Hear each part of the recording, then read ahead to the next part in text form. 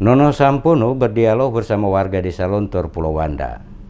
Wakil Ketua 1 DPD RI Nono Sampono saat melakukan kunjungan kerja ke Pulau Wanda bertemu dan berdialog langsung dengan masyarakat Desa Lontor, Pulau Wanda. Pertemuan Nono Sampono dengan warga masyarakat Desa Lontor sebagai ajang silaturahmi, sekaligus Nono Sampono mendengarkan langsung apa yang menjadi keluhan masyarakat untuk nantinya bisa diperjuangkan ke pemerintah pusat. Salah satu warga Desa Lontor di hadapan Nono Sampono menyampaikan keluhan mereka terkait hasil tes CPNS yang baru selesai dilaksanakan, di mana banyak masyarakat yang dinyatakan tidak lulus. Oleh karena itu, selaku warga berharap kepada Nono Sampono untuk dapat menyampaikan aspirasi mereka ke pemerintah pusat untuk diberikan kebijakan bagi Maluku terkait tes CPNS.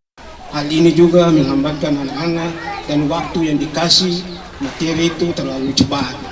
Sehingga ketemu anak-anak ini banyak yang tidak lulus. Itu yang pertama. Yang kedua, orang-orang yang sudah berbakti pada negara, yang tadi honor, sekarang dong punya umur sudah terbatas. Dong sudah honor sampai 10 tahun, ada yang 5 tahun. Ternyata dong punya umurnya sudah terbatas, tidak ikut tes. Ini yang sangat disesalkan.